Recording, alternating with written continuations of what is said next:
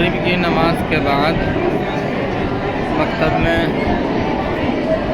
شعبہ حفظ میں یہ اصول اور ضابطہ ہے کہ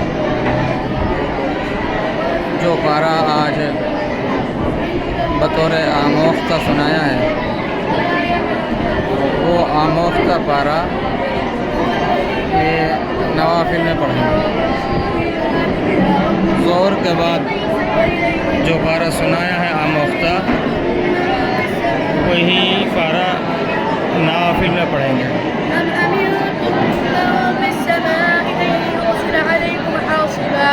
وستعلمون كيف نذير